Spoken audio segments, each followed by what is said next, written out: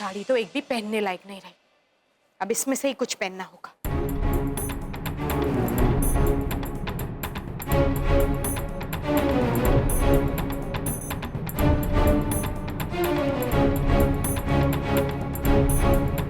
जय श्री कृष्ण विवान जी, आपने अपनी बेटी किंजल को क्या खा के पैदा किया है? क्या हुआ उर्मिला बहन, आप बहुत परेशान लग रही हैं। अरे जेब में फूटी कौड़ी नहीं है, पर अभी भी अकड़ नहीं गई। वो कहते हैं ना, रस्सी जल गई पर बल अभी तक नहीं गया। आप बिल्कुल सही कह रही हैं उर्मिला बहन। हर पल मुझे किंजल की चिंता खाए जाती है। पता नहीं उस लड़की में कब अक्ल आएगी और वो अपने परिवार और उसकी जिम्मेदारी बखूबी निभा पाए। माफ करना वेवान जी, पर मुझे नहीं लगता कि ये इस जन्म में मुमकिन होगा। अरे उसे तो शुक्रगुजार होना चाहिए ईश्वर का कि उसे धवल जी जैसा पति मिला है, लेकिन किंजल को उनकी भी कदर नहीं है। वेवान जी, अब आप बिल्कुल चिंता मत कीजिए, मैं हूं ना। अब आप देखिए मैं उसे कैसे लाइन पे लाती हूँ। और आपको पता है, अब धवल भी उसे सुनाने और टोकने का एक भी मौका नहीं छोड़ता। ये बुआ और भतीजी पता नहीं कौन से मिट्टी की बनी हुई है। किंजल मेरी बेटी है, लेकिन उर्मिला बहन उसमें मेरा एक गुण नहीं आया है। और रही बात मीरा की, तो मीरा जब छोटी थी तो मुझे लगा कि बड़ी होकर वो हूबहू गोपी बहू जैसी सुशील समझदार बनेगी, लेकिन अफसोस ऐसा नहीं है। मैं आपकी बात समझ सकती हूँ वेवान जी, पर मीरा अभी भी बच्ची है, उसे आपको सुधरने के लिए थोड़ा वक्त तो देना ही होगा। मैं साचू कहूँ तो मेरी राशि को भी परिवार और परिवार की एकता के बारे में समझाने में आप ही का हाथ था। उसी तरह मुझे भी पूरा विश्वास है कि मीरा को भी अपने परिवार का हिस्सा बनाने में अब बिल्कुल सफल रहेगी। कृष्ण भगवान करे और ऐसा ही हो। पर सच कहूँ तो ये पई और भतीजी दोनों ने मेरी नाक में दम करके रखा है। बस वेवान जी, अब बहुत हो गया, अब बिल्कुल चिंता मत करिए, सब कुछ ठीक हो जाएगा। आप अपना ख्याल रखिएगा उर्मिला बहन। जय श्री कृष्ण। जय श्री कृष्ण। हाँ जी, मैं ऑफिस के बाहर पहुंच गई हूँ। ग्रेट, तब तक मैं अपनी बैंक की फाइल चेक कर लेता हूँ। आ जाओ। ठीक है। फाइनली कितने दिनों के बाद मैं और जीत अकेले बाहर जा रहे हैं। हेलो जी, हाँ मैं जिगर मोदी बोल रहा हूँ। अच्छा, आप राशि के स्कूल से बोल रहे हैं? जी कहिए ना, क्या बात है? क्या उसकी पेरेंट मीटिंग आज है? I am really very sorry, वो पता नहीं कैसे दिमाग से निकल गया। जी मैं जल्द से जल्द स्कूल पहुंचता हूँ। अब मैं क्या करूँ? परिधियां किसी भी वक्त आती होगी और मुझे अब राशि के स्कूल जाना होगा। क्या कहा जिग साहब ने? आपको राशि के स्कूल जाना है, वो भी अभी?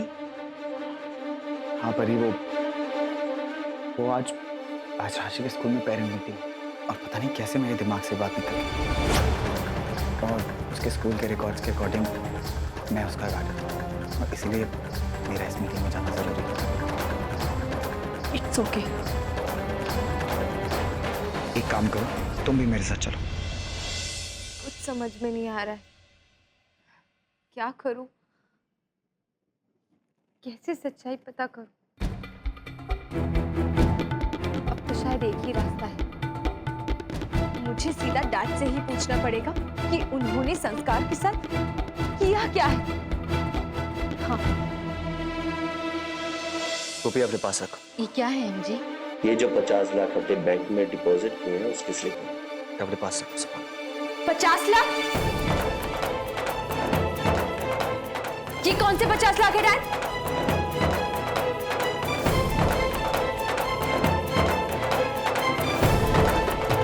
डैड ये हमारे बिजनेस के 50 लाख हैं। झूठ मत बोलिए डैड, ये वही 50 लाख है ना जो आपने संस्कार से लिए थे? हाँ मीरा, मैंने कहा ना। डैड, और कितना झूठ कहेंगे? मुझे पता है कि आप ये नहीं चाहते कि मैं और संस्कार एक हो जाए, पर इतना बड़ा झूठ। मीरा, मीरा तुम हमें गलत समझ रही हो। ओह प्लीज, और कितनी सच्चाई छुपाएंगे आप? मीरा, तुम्हारा दिमाग तो ठिकाने है, कुछ भी बोले जा रही हो। ये हमारे बिजनेस के ही 50 लाख है। जो हमारा बॉम्बे बिजनेस था उसको हमने वाइंड अप किया है, और मुझे तुम्हें एक्सप्लेन करने की जरूरत नहीं है। तुमने सुना ना मैंने क्या कहा? अभी यहां से जाओ।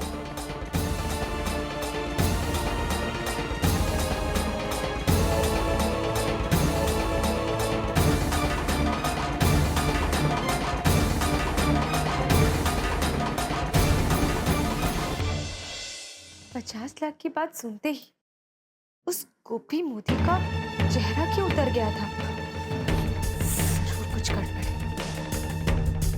अब तो मुझे लगने लगा है कि जो भी संस्कार कह रहा था बिल्कुल सच है।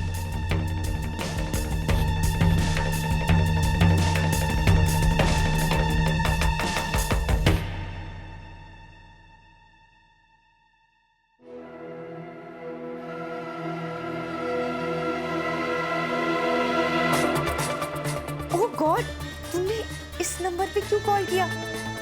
तुम्हें पता है ना ये घर का लैंडलाइन है, फिर क्यों? हाँ बाबा, आज मैं 10 बजे ही तुमसे मिलने वाली हूँ। हाँ हाँ 10 बजे। एंड ट्रस्ट मी, इस बार हमारे प्लान में कोई चेंजेस नहीं होंगे, और जो हमने सोचा है वही होगा।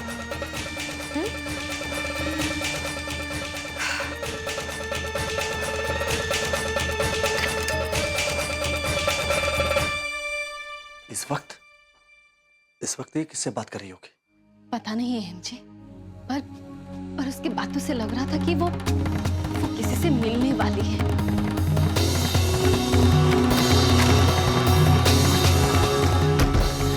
हे भगवान, मीरा फिर से कोई गड़बड़ ना कर दे। मैं अभी जाकर इससे पूछता हूँ। अहम जी, कहीं संस्कार वापस तो नहीं आ गए?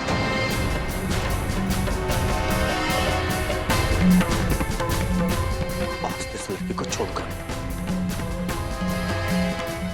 जी मेरी बात तो सुनिए, आप अगर फिर से मीरा को गुस्सा करेंगे तो क्या? वो जो करे उसे करने दूं मैं। अहम, गोपी वो क्या हुआ? माँ जी पहले आप अहम जी को रोकिए। दरअसल क्या हुआ, अभी हमने मीरा को किसी से बात करते हुए सुना है, और शायद वो संस्कार ही था। माँ जी प्लीज अहम जी को रोकिए, वो बहुत ही गुस्से में है, और इस वक्त मीरा से बात करने से बात और बिगड़ जाएगी।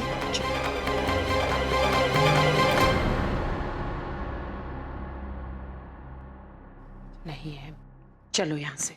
मॉम, मुझे पहले मीरा से बात करनी। नहीं अहम, ये उचित समय नहीं है उससे बात करने का। तुम बहुत गुस्से में हो, तुम मीरा को डांटोगे तो हो सकता है कि मीरा फिर से संस्कार के साथ भाग जाने की योजना बनाए। हाँ, माँ जी बिल्कुल सही कह रही है, और वैसे भी मीरा अभी छोटी बच्ची नहीं रही है। देखिए अहम जी, हमें बहुत ही सोच समझकर और सावधानी से इस प्रकरण को संभालना होगा। मीरा जिस उम्र में है, उस उम्र में हम उसे जोर जबरदस्ती करके नहीं समझा सकते, इसलिए हमें मीरा को समझाने से पहले उसे समझने की कोशिश करनी होगी। उसके बाद ही ये पूरी सिचुएशन का हल निकलेगा।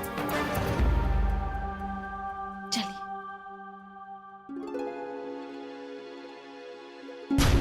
चलो गाड़ी में बैठ।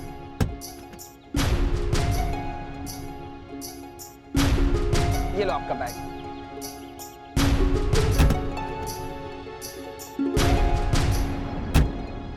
सॉरी परी, वो क्या है ना कि हर सब्जेक्ट की अलग अलग टीचर से मिलना पड़ा, इसलिए थोड़ी देर होगी।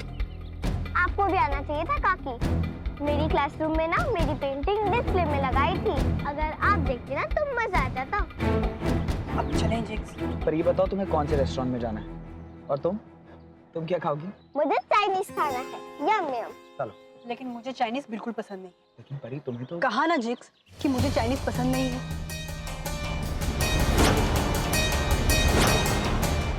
और वैसे मेरा बाहर खाने का बिल्कुल मूड नहीं। मुझे घर छोड़ दीजिए, मेरा सर दर्द हो रहा है।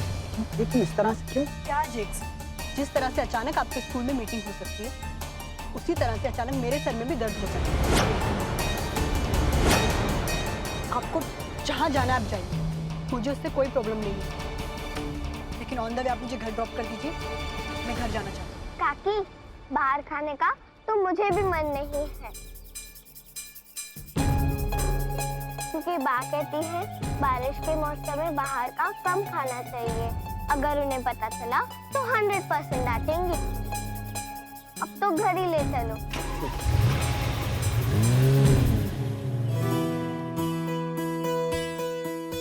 ये ड्रेस को देख के ऐसा लगता है जैसे बाबा आदम के जमाने में खरीदा।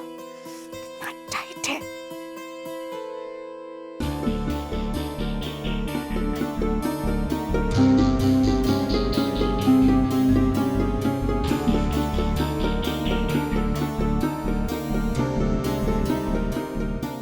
बेटा पप्पू, तुम खाना खाने घर आ गए और तुमने मुझे बताया तक नहीं। मुझे आपको बताना चाहिए था। क्यों? अगर तुम मुझे बता देते तो मैं तुम्हारे लिए खाना गर्म कर देती और साथ ही तुम्हें कंपनी तक देती। माँ, आपको मुझसे कुछ काम है? ऐसे क्यों कह रहे हो? क्योंकि मुझे लगता है आप कुछ ज्यादा ही प्यार से बात कर रही हैं। तुम भी अब फई की तरह मुझे ताना मार रहे हो। ताना नहीं मार रहा माँ, इतने सालों से जो देखता समझता आया हूँ उस हिसाब से कह रहा हूँ। पर अगर आप ये सोच रही हैं कि आप इस घर में मेरे जरिए अपनी खोई हुई जगह वापस पाएंगे, सो प्लीज आप ऐसा सोचना बंद कर दीजिए।